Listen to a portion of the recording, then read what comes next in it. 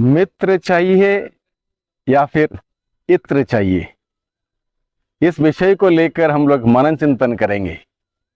और ये विषय लिया गया है संत योहन के सुसमाचार अध्याय 12 पद संख्या 1 से 10 का प्रसंग है।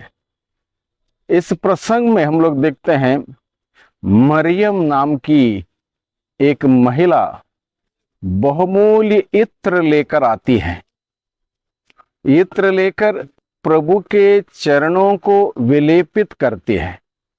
प्रभु यीशु मसीह बेथानिया में एक जगह भोजन में बैठे हुए थे, बहुत सारे लोग वहां पर थे, और मरियम बहुमूल्य इत्र लेकर प्रभु के चरणों को विलेपित करती है।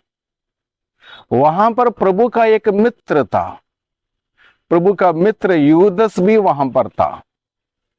अब तक वो प्रभु की मित्रता में था, प्रभु के साथ था, प्रभु के साथ उठना बैठना जाना आना सारे कार्यकलापों को बहुत नजदीक से देखा हुआ व्यक्ति, प्रभु का नजदीक का व्यक्ति, चुना हुआ व्यक्ति, प्रभु का मित्र।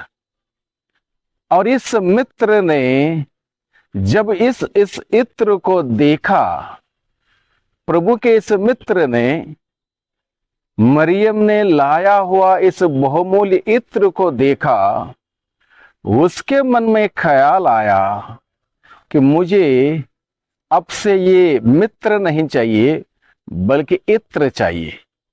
यहां पर इत्र का तात्पर्य यह है प्रभु से हटकर सब कुछ, दुनिया की चीजें, पैसे, ऐश आराम, दुनिया के माहे मोह, जो चाहे वो कहो, ईश्वर से हटकर, प्रभु से हटकर जो कुछ भी है वो इत्र है, जो बहुत सारे लोगों को बड़ा आनंदित करता है।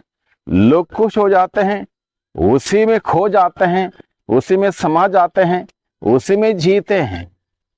लेकिन यहां पर यह स्त्री, मरियम नाम की स्त्री, जो अब तक इत्र में थी, यानी कि दुनिया में थी, पाप में थी, बुराई में थी, अब उसको लगा कि इस इत्र में वो सुगंध नहीं है, वो खुशबू नहीं है, वो आनंद नहीं है जो असली मित्र में है। असली मित्र प्रभु यीशु, सबका मित्र, सबके लिए मित्र, जो उससे मित्रता जोड़ना चाहे उन सबके लिए उसने निमंत्रण दिया।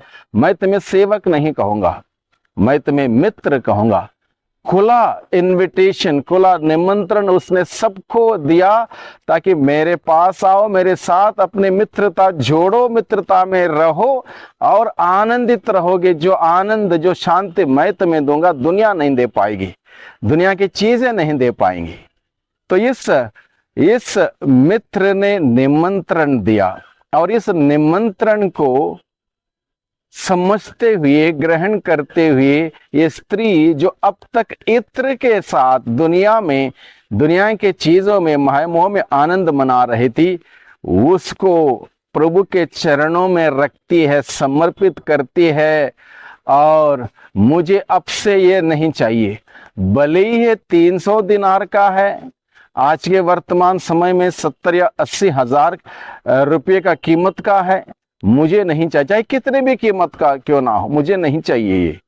मुझे असली मित्रता चाहिए, इत्र नहीं चाहिए, मुझे मित्र चाहिए। प्रभु यीशु मसीह मेरे जीवन में मित्र के रूप में चाहिए। इसलिए उसने प्रभु के चरणों में उस इत्र को रखा, प्रभु के चरणों को विलेपित किया, आंसू बहाए, अपने पापों के लिए अपने केशों से पोंछे, और इस प्रकार से प्रभु ने उस पर दया की।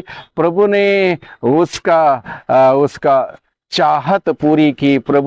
उसने चाहा कि प्रभु की मित्रता मिल जाए। प्रभु ने उसको माफ करते हुए प्रभु की मित्रता ग्रहण करने के लिए उसको वो अवसर दिया, मौका दिया, और उसने उसको स्वीकार किया। उसने दुनिया छोड़ी, दुनिया की चीजें, कार्य, पाप छोड़े, प्रभु का जीवन उसने ग्रहण किया, प्रभु की मित्रता ग्रहण की। तो आज के दिन में भाइयों बहनों, मुझे और आपको, हम सबों के लिए मनन चिंतन करने के लिए विषय यह है, क्या मुझे इत्र चाहिए या मित्र चाहिए? इत्र मैंने जैसे कि समझाया, दुनिया की सारी चीजें, मोह माया, पाप भरी चीजें और आदतें। मित्र प्रभु यीशु मसीह जो हमें पवित्र करता है, हमें शुद्ध करता है, हमें खुशियां देता है, आनंद देता है, जीवन देता है, हमारा उद्धार करता है, वो मित्र। तो हमें कौन चाहिए? मित्र चाहिए प्रभु यीशु या इत्र चाहिए दुनिया? फैसला करें। और मरियम के भांति जो कुछ भी आज तक हमने सोचा कि लाभदायक है, जैसे संत पौलुस कहता है फिलिपियों को लिखे हुए पत्र अध्याय 3 पद संख्या 7, 8, 9 में संत पौलुस कहता है, जो भी बातों को मैं आज तक लाभ समझता था उन्हें यीशु को जानने के ज्ञान की तुलना में मैं कूड़ा समझता हूँ, कूड़ा समझते बाहर फेंक देता हूँ। एक निर्णय लें, एक फैसला लें, एक नई जिंदगी की शुरुआत करें। भाइयों बहनों, आइए हम सभी मनन चिंतन करें, मुझे क्या चाहिए? अनंत काल तक खुश रहना, सुखी रहना, आनंदित रहना और जीवन प्राप्त करना, या फिर दुनिया की चीजों के पीछे बर्बाद होना? फैसला करें, निर्णय लें और प्रभु को अपनाएं, इत्र नहीं मित्र को अपनाएं। सबको धन्यवाद, सबको जय यीशु की।